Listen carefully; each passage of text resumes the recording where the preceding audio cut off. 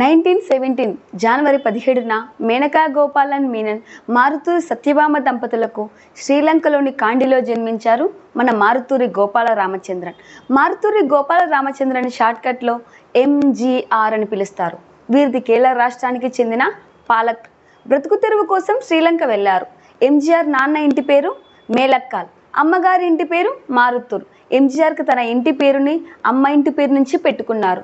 ఎందుకంటే ఆమె అతన్ని అతని అన్నయ్యని కష్టపడి పెంచింది. నాన్నగారి బంధువులు వాళ్ళని అస్సలు చూడలేదు. ఎంజీఆర్కి ఒక అన్నయ్య చక్రపాణి, ఒక అక్కయ్య ఉన్నారు. అయితే ఇంటి పేరుని ఎవరు పట్టించుకోవడానికి కారణం ఏమిటంటే అతని ఇంటి పేరుతో ఎవరూ పిలవరు. అందరూ షార్ట్కట్లో ఎంజీఆర్ అని పిలుస్తారు. వాళ్ళ అమ్మగారి ఇంటి పేరు ఎం, వాళ్ళ నాన్నగారి ఇంటి పేరు ఎం వస్తుంది. సో పట్టించుకోకపోవడానికి ఇది కూడా ఒక రీజన్ అయి ఉండొచ్చు. అతని నాన్న గోపాల మీనన్ మరణించారు. తండ్రి మరణించిన కొద్ది రోజుల్లో అక్క కూడా అనారోగ్యంతో మరణించింది. దాంతో ఎంజీఆర్ అమ్మగారు తన ఇద్దరు కొడుకుల్ని తీసుకొని 1920వ ప్రాంతంలో కేరళ వచ్చేశారు. కానీ బంధువులు ఎవరూ ఆమెను ఆదరించలేదు. తర్వాత ఆమె కుంభకోణానికి వచ్చేశారు. అక్కడ కుంభకోణానికి చెందిన వేలునాయక్ సహకారంతో కొంత ఉపాధి లభించింది. ఆ ఉపాధితోనే తన కొడుకులిద్దరినీ చదివించింది. పాఠశాలల్లో చేర్పించారు. పాఠశాలల్లోనే డ్రామా బృందం కూడా ఉండేది. ఎంజీఆర్కి పాటలు పాడటం, డ్యాన్స్ చేయడం అంటే చాలా ఇష్టం. ఆ ఇష్టంతోనే స్కూల్లో ఏ కల్చరల్ ప్రోగ్రాం జరిగినా ముందు ఈయనే ఉండేవారు. డ్యాన్సులు చేయటం, పాటలు పాడడం చేసేవాడు. దాంతోపాటు ఆ స్కూల్లో చేరాక ఎండీఆర్కి యాక్టింగ్ అంటే ఇష్టం పెరిగింది. ఆ స్కూల్లోనే నటన, డ్యాన్స్, కత్తి పోరాటం, జ్ఞాపక శక్తిని పెంపొందించుకోవడం వంటివి నేర్పించేవారు. ఇవన్నీ నేర్చుకోవాలంటే డ్రామా కంపెనీలో చేరాలి. డ్రామా కంపెనీలో చేరాలంటే కొన్ని ఇంటర్వ్యూస్ ఉంటాయి. ఇంటర్వ్యూస్ అన్నీ ఎంజీఆర్ పాస్ అయ్యారు. దాంతో ఎంజీఆర్ వాయిస్ డ్రామా కంపెనీ బృందంలో చేర్పించుకున్నారు. అతని యాక్టివ్నెస్కి, నేర్చుకోవాలనే తపన చూసి అక్కడి ప్రిన్సిపల్ కూడా ఆ డ్రామా కంపెనీలో చేర్పించడానికి కొంత సహాయం చేశారు. అక్కడ చదువుకుంటూనే ఒకవైపు యాక్టింగ్, కల్చరల్ యాక్టింగ్ నేర్చుకునేవాడు. ఎంజీఆర్ అన్ని బయట దేశాలకు పంపించి అప్పట్లో ఆ స్కూల్లో మంచి ప్రతిమ చూపిన వారిలో విదేశాల్లో శిక్షణ ఇప్పించేవారు. ఆ సమయంలో ఎంపికైన ఎంజీఆర్ని అందులో కూడా చేర్చుకున్నారు. పర్మిషన్ కోసం వాళ్ళ అమ్మగారిని అడిగారు. అయితే ఆమె పంపించనని చెప్పేసింది. కొడుకులిద్దరూ తన ముందే ఉండాలని పట్టుకుని కూర్చుంది. అప్పటికే భర్తని, కన్న కూతుర్ని పోగొట్టుకున్నాను, ఇక ఉన్న కొడుకులిద్దరిని పోగొట్టుకోలేనని ఆమె బాధపడింది. కానీ అక్కడ ఉన్నవారు కందస్వామి ఇద్దరు కల్పించుకొని కొడుకు జీవితం కోసమైనా ఆలోచించు అని చెప్పడంతో ఆమె ఒప్పుకున్నారు. దాంతో ఎంజీఆర్ని విదేశాలకు తీసుకెళ్లారు. ఎంజీఆర్ ముఖ్యంగా విదేశాలు వెళ్ళాక మహిళా పాత్రలు పోషించేవారు. ఇక్కడ 1 సంవత్సరం పాటు నటనలో శిక్షణ తీసుకున్న తర్వాత మళ్ళీ మద్రాసు వచ్చి వాయిస్ డ్రామా కంపెనీలో చేరాడు. ఒకవైపు చదువుకుంటూ నాటకాల్లో నటిస్తూనే గాంధీ భావజాలకు ఆకర్షితుడై కాంగ్రెస్ పార్టీలో చేరాడు. అదే సమయంలో కందస్వామి మొదలయ్యార్ సతీ లీలావతి నాటకాన్ని రచించారు. అందులో ఎంజీఆర్ లేడీ పాత్ర పోషించారు. ఆ తర్వాత ఆ నాటకాన్ని సినిమాగా తీయాలని కందస్వామి మొదలయ్యార్ ప్లాన్ చేశారు. దర్శకుడిగా మాలిక్యులర్ టాండన్ అనుకున్నారు. అయితే ఆయన నందనార్ అనే సినిమాతో కలకత్తాలో మంచి బిజీగా ఉన్నారు. అమెరికన్ ఫిల్మ్ ఇన్స్టిట్యూట్లో కోర్స్ నేర్చుకొని ఇండియాలో సినిమా పరిస్థితి చూద్దామని తన మిత్రులతో కలిసి వచ్చారు. ఆయనకు మాణిక్యం తాండన్ పరిచయం అవటంతో ఆ విధంగా సతీ లీలావతి సినిమాకి దర్శకత్వం వహించారు. ఈ సినిమాలో ఎంజీఆర్, జ్ఞానంబల్, ఎంకే మణి ముఖ్య పాత్ర పోషించారు. టిఎస్ బాలయ్య, ఎంజి రామచంద్రన్ పాత్రల్లో సహాయక పాత్రలు నటించారు. ఈ సినిమాలో నటించే ముందు ఆ డ్రామా కంపెనీలో కాశీ అండ్ రత్నం గారు ఎంజీఆర్ నటనలో మెలకువలు నేర్పించారు. ఆయన నాటకానికి కావలసిన విధంగా యాక్టింగ్ నేర్పించారు. అవకాశం వచ్చాక కెమెరాకి ఏ విధంగా నటించాలో కూడా ఆయన నటనలో నేర్పించారు. సతీ లీలావతి సినిమా 1936 ఫిబ్రవరి 1న ఎంజి రామచంద్రన్ అతని అన్నయ్య నటించినందుకు ₹25 పారితోషికంగా తీసుకున్నారు. నాటకాల్లో నటించినందుకు నెలకు వారిద్దరికి ₹30 ఇచ్చేవారు. ఆ తర్వాత అదే సంవత్సరం అంటే 1936లో మళ్ళీ దర్శకత్వం చేసే అవకాశం వచ్చింది. ఈ సినిమాలో కేశవన్ ప్రధాన పాత్ర పోషించాడు. అతను కూడా వాయిస్ డ్రామా కంపెనీలో సభ్యుడే. మళ్ళీ సహాయ పాత్రలకి సతీ లీలావతి నటించిన వారిని ఎంపిక చేశారు. ఎంజీఆర్, టిఎస్ బాలయ్య, మరికొంతమంది, ఇలాగే కృష్ణవేణి, ఎంఎం రాధాబాయ్, మరి కొంతమంది కొత్త వారిని కూడా ఎంపిక చేశారు. వీళ్ళు కూడా డ్రామా కంపెనీకి చెందిన వారే. ఆ సినిమా పేరు వీరు సహోదరుల్ గాల్, అంటే ఇద్దరు సహోదరులు. ఆ రోజుల్లో ఆయన దర్శకత్వంలో వచ్చిన ప్రతి సినిమాకి తమిళ్తో పాటు ఇంగ్లీష్ లో కూడా పోస్టర్ డిజైన్ చేసేవారు. ఈ సినిమా 1936 చివరిలో విడుదలైంది. ఆ తర్వాత ఎంజీఆర్ 1938లో వీర జగదీష్, 1939లో మాయా మచ్చేంద్ర, ప్రహ్లాద, 1941లో వేదవతి సీతా జననం, అశోక్ కుమార్ దాసప్ప, హరిచంద్ర శాలివాహన, మేరశ్రీ మురుగన్ వంటి కొన్ని సినిమా అవకాశాలు వచ్చాయి. అప్పటి వరకు ఎంజీఆర్కి థర్డ్ కేటగిరీ, ఫోర్త్ కేటగిరీ క్యారెక్టర్లు దొరికేవి. ఆ తర్వాత నుండి సెకండ్ కేటగిరీ పాత్రలకు వచ్చారు. ఇందులో కూడా ఎక్కువగా ఎల్ఈ సాగర్ ఎక్కువగా దర్శకత్వం వహించేవాడు. అతను ఎంజీఆర్కి మంచి పాత్రలు ఇస్తుండేవాడు. అదే సమయంలో ఎంజీఆర్కి చిత్రకులం భార్గవి గారితో వివాహం జరిగింది. ఆమె అనారోగ్యం కారణంగా పెళ్ళైన కొత్తలోనే మరణించారు. ఆ తర్వాత రెండవసారి సత్యానందవతిని వివాహం చేసుకున్నారు. ఈమె కూడా క్షయవాతో పెళ్ళైన 1 సంవత్సరంలోనే మరణించారు. ఆ తర్వాత ఆయన ఎవరిని పెళ్లి చేసుకోలేదు. 1946లో డైరెక్టర్ ఏఏఎస్ఏ స్వామి ఎంజీఆర్ కు లీడ్ రోల్ ఇస్తూ రాజ్ కుమార్ అనే సినిమా తీశారు. ఈ సినిమా 1947 ఏప్రిల్ 11న విడుదలైంది. ఈ సినిమాకి కరుణానిధి అసిస్టెంట్ రచయితగా ఏఎస్ స్వామి దగ్గర పనిచేశారు. ఈ సినిమాతో కరుణానిధికి ఎంజీఆర్కి మంచి పరిచయం ఏర్పడింది. ఇద్దరు స్నేహితులయ్యారు. అయితే రాజకుమారి మూవీ మంచి హిట్ అయింది, కానీ ఎంజీఆర్కి మాత్రం పెద్ద పేరు తీసుకురాలేదు. ఎంజీఆర్కి రాజ్ కుమార్ తర్వాత హీరోగా అవకాశాలు రాలేదు. మళ్ళీ సెకండ్ కేటగిరీ పాత్రలే పోషించారు. తర్వాత మళ్ళీ కరుణానిధి ఎంజీఆర్ దృష్టిలో పెట్టుకొని ఒక కథ రాశారు. అదే మంత్రి కుమారి. ఈ స్టోరీని టెలిస్కార్ గారికి చెప్పారు. ఇద్దరు ఎంజీఆర్ హీరోగా పెట్టాలని నిర్ణయించుకున్నారు. నిర్మాత సుందరం కూడా హీరో ఎంజీఆర్ ని పెట్టడానికి ఒప్పుకున్నారు. కానీ సినిమా సగం షూటింగ్ అయ్యేసరికి నిర్మాత సుందరానికి దర్శకుడికి మనస్పర్ధలు వచ్చాయి. దాంతో ఆయన తప్పుకున్నారు. మిగతా పార్ట్ అంతా నిర్మాత సుందరం గారే తీసుకున్నారు. జూన్ 24, 1950న వచ్చిన మంత్రి కుమారి తమిళంలో సూపర్ హిట్ అయింది. ఈ సినిమా సూపర్ హిట్ అవడంతో పాటు ఎంజీఆర్కి నటుడిగా మంచి పేరు తీసుకొచ్చింది. 100 రోజులు ఆడింది. ఈ సినిమా తర్వాత మళ్ళీ కరుణానిధి ఎంజీఆర్ కోసం మరొక కథ రాశారు. ఆ కథ 1953లో ఎస్ఎం శ్రీరాములు నాయుడు గారికి చెప్పారు. అది ఆయనకు బాగా నచ్చింది. దాంతో ఆయనే దర్శకుడిగా నిర్మాతగా వ్యవహరిస్తానని చెప్పాడు. కానీ ఎంజీఆర్ని హీరోగా పెట్టాలని కరుణానిధి పట్టుపట్టాడు. అందుకు శ్రీరాములు నాయుడు కూడా అంగీకరించి దర్శకత్వం వహించారు. ఇందులో ఎంజీఆర్కి జోడీగా నడిచిన భానుమతి గారిని ఎంపిక చేశారు. సినిమా పేరు మల్లై కల్నన్. 1954 జూలై 22న విడుదలైన ఈ సినిమా 96 లక్షల రూపాయలు వసూలు చేసింది. అప్పట్లో ఈ వసూలు చాలా ఎక్కువ. ఈ సినిమా తర్వాత ఎంజీఆర్ వెనుతిరిగి చూసుకోవాల్సిన అవసరం లేదు. మంత్రి కుమారి సినిమా షూటింగ్ జరుగుతున్నప్పుడే కరుణానిధి ఎంజీఆర్ సీన్ అన్నాదురై స్థాపించిన ద్రవిడ మున్నేటి గజగం అనే పార్టీలో చేరారు. ఆ పార్టీయే డిఎంకే ఆ తర్వాత వరుస అవకాశాలు వచ్చాయి. ఆ సినిమాతో లక్షలాది తమిళ ప్రేక్షక హృదయాల్ని గెలుచుకున్నాడు. 1973లో వచ్చిన సుట్రం వాలీబాల్ అనే మూవీ బాక్స్ ఆఫీస్ వద్ద రికార్డులు బద్దలు కొట్టింది. ఆ రోజుల్లో Singapore, Malaysia, Thailand, Hong Kong, Japan దేశాలలో ఈ సినిమా షూటింగ్ జరుపుకుంది. ఇది కూడా ఒక రికార్డు. 1962లో రాష్ట్ర శాసన మండలిలో సభ్యుడయ్యాడు. 1963లో ఎంజీఆర్ వి జానకి గారిని అధికారికంగా వివాహం చేసుకున్నారు. 1967 జనవరి 12న ఎంజీఆర్తో కలిసి 25 సినిమాలు నటించడంతో పాటు ఒక నిర్మాత ఎంజీఆర్ని కలిసి ఒక కొత్త సినిమా కోసం మాట్లాడడానికి వచ్చామని చెప్పారు. మాట్లాడుతుండగానే కొంతసేపటికి ఎంఆర్ రాధా నిలబడి జేబులోంచి గన్ తీసి ఎంజీఆర్ తలపై కాల్చారు. 2 బుల్లెట్లు ఎంజీఆర్ చెవి దగ్గరికి కాల్చబడ్డాయి. తర్వాత ఎంఆర్ రాధా తన్ని తాను కాల్చుకోవడానికి ప్రయత్నించారు. ఎంజీఆర్ వెంటనే హాస్పిటల్కి తీసుకెళ్లారు. వారాల పాటు హాస్పిటల్లో ట్రీట్మెంట్ చేశారు, కానీ ఒక బుల్లెట్ ను మాత్రం తీయలేకపోయారు. శాశ్వతంగా అది మెడ భాగంలోనే ఉండిపోయింది. ఇంతకీ ఈ రాధా ఎవరో కాదు, హీరోయిన్ రాధిక తండ్రి. ఆ తర్వాత 1969 ఫిబ్రవరి 3న ఎంజీఆర్ రాజకీయ గురువు, డిఎంకే పార్టీ అధినేత సీఎం అన్నాదురై మరణించారు. ఆయన మరణంతో కరుణానిధి ముఖ్యమంత్రి పదవిని అధిష్ఠించారు.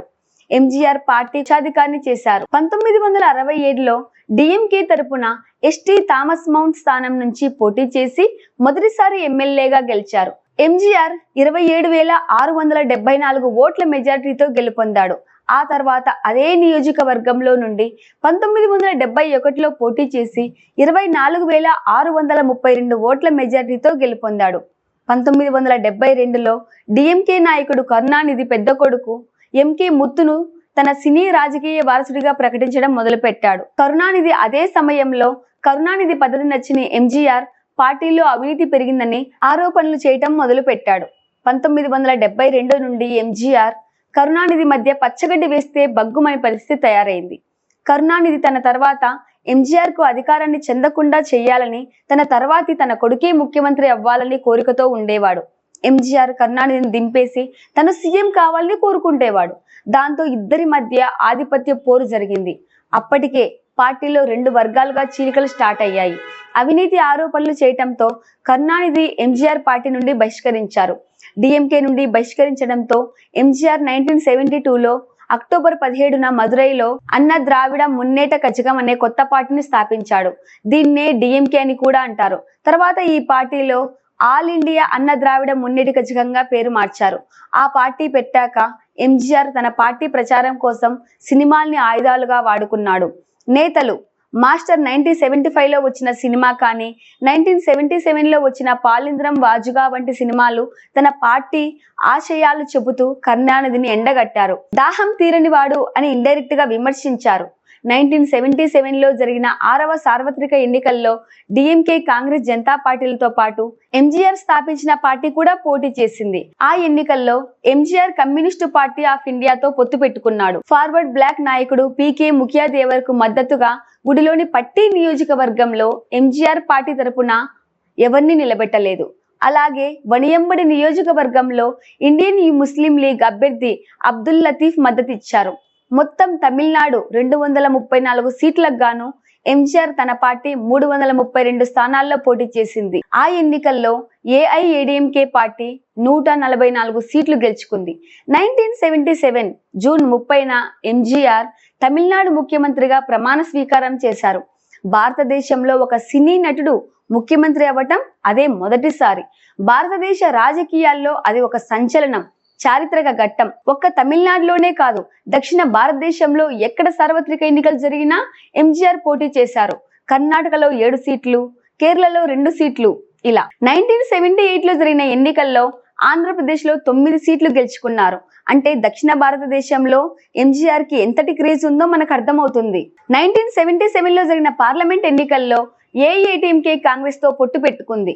ఆ ఎన్నికల్లో జనతా పార్టీ విజయం సాధించి మొరార్జీ దేశాయిని ప్రధాని చేశారు. అప్పుడు ఎంజీఆర్ జనతా పార్టీ ప్రభుత్వానికి బేషరతు మద్దతు ఇచ్చాడు.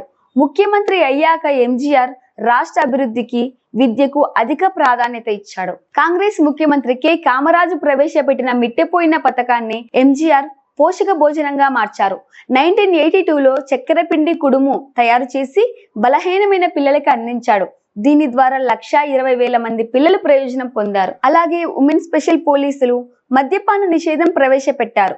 పాత దేవాలయాలను, చారిత్రక కట్టడాలను పరిరక్షించి పర్యాటక రంగాన్ని అభివృద్ధి చేశారు. సినీ పరిశ్రమలో పనిచేసే వారి పిల్లల కోసం MGR primary and higher secondary school ని స్థాపించారు. ఈ స్కూల్లో చాలా మంది పిల్లలు చదువుకున్నారు. వారిలో కొంతమంది మన టాలీవుడ్ స్టార్స్ కూడా ఉన్నారు. 1977 నుండి ఎంజీఆర్ కు జయలలితను రాజకీయాలకు పరిచయం చేశాడు. కానీ ఆమె ప్రత్యక్షంగా రాజకీయాల్లోకి రాలేదు. కొన్ని రోజులు ఎంజీఆర్ దగ్గరే పనిచేసింది. 1980లో జరిగిన 7వ సార్వత్రిక ఎన్నికల్లో మళ్ళీ ఎంజీఆర్ గెలిచి 2వసారి ముఖ్యమంత్రి అయ్యారు. జయలలిత రాజకీయం నేర్పించి 1982లో తన పార్టీలోకి ఆహ్వానించారు. జయలలిత అప్పటికే స్టార్ హీరోయిన్ అవ్వటం చేత ఆ పార్టీకి మరింత గ్లామర్ తోడైంది. 2 సంవత్సరాల కాలంలో జయలలిత 2 కేటగిరీ నాయకురాలిగా ఎంజీఆర్ కి సన్నిహితంగా ఉంటూ తర్వాత నాయకురాలుగా స్థానం సంపాదించింది. 1984 అక్టోబర్ 31న ఇందిరాగాంధీని హత్య చేశారు. అదే సమయంలో ఎంజీఆర్ కి కిడ్నీ ఫెయిల్ అవ్వటంతో న్యూయార్క్ కు తీసుకెళ్లి వైద్యం చేయించారు. ఇందిరాగాంధీ మరణంతో రాజీవ్ గాంధీ కాంగ్రెస్ పార్టీ పగ్గాలు చేపట్టాడు. మరోవైపు 8వ సార్వత్రిక ఎన్నికలు అదే సమయంలో వచ్చాయి. ఎంజీఆర్ న్యూయార్క్ ఆసుపత్రిలో ఉన్నాడు. ఆ ఎన్నికల్లో ఏఐడీఎంకే పార్టీ, కాంగ్రెస్ పార్టీ పొత్తు పెట్టుకున్నాయి. అయితే ఈ ఎన్నికల్లో కరుణానిధి పోటీ చేయలేదు. ఏమిటంటే, ఒక పక్క ఇందిరాగాంధీ హత్య, మరొక వైపు తన స్నేహితుడు ఆపరేషన్. ఇలాంటి పరిస్థితులలో పోటీ చేయదలుచుకోలేదని కరుణానిధి స్వచ్ఛందంగా మీడియాకు తెలిపాడు. డిఎంకే పార్టీ మాత్రం పోటీ చేసింది. తమిళనాడు రాజకీయాల మీద తన అదృష్టం కేంద్రీకరించారు. పార్టీ తరపున తాత్కాలిక బాధ్యతలు అప్పగించారు. ఎంజీఆర్ నటించిన సూపర్ హిట్ సినిమాలలో ప్రజల కోసం పోరాడిన సినిమాలు ప్రదర్శించి ఎంజీఆర్ తమిళ ప్రజల్లోనే ఉన్నాడని భ్రమ కలిగించారు. ఇందిరా హత్య, ఎంజీఆర్ న్యూయార్క్ లో చేసుకున్న ట్రీట్మెంట్ వీడియో కలిపి ఒక వీడియోగా తయారు చేసి తమిళనాడు అంతా ప్లే చేశారు. ఇవన్నీ తమిళనాడు ప్రజల్ని సానుభూతి వైపు నడిపించాయి. కాంగ్రెస్ ఏఐడిఎంకే భారీ మెజారిటీతో 195 సీట్లు గెలిచింది.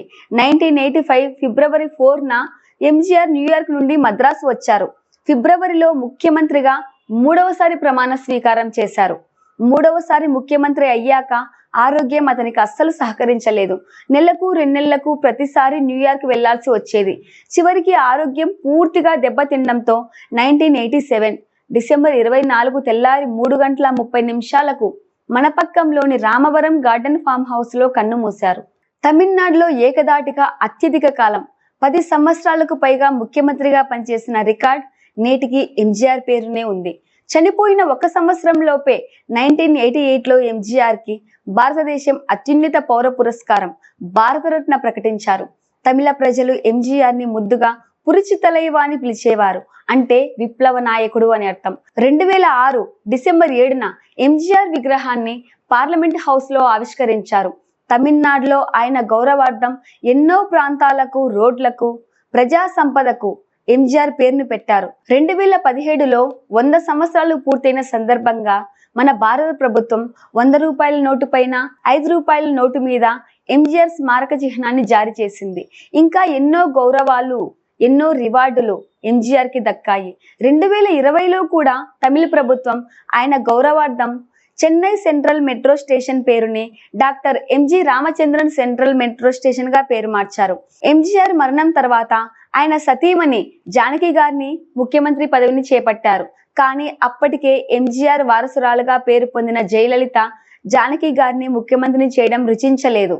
వెంటనే జయలలిత వేరే కుంపటి పెట్టాలని లేదా అధికారం తన చేతుల్లో ఉండాలని ఎమ్మెల్యేలందరినీ తన వైపు తిప్పుకుంది.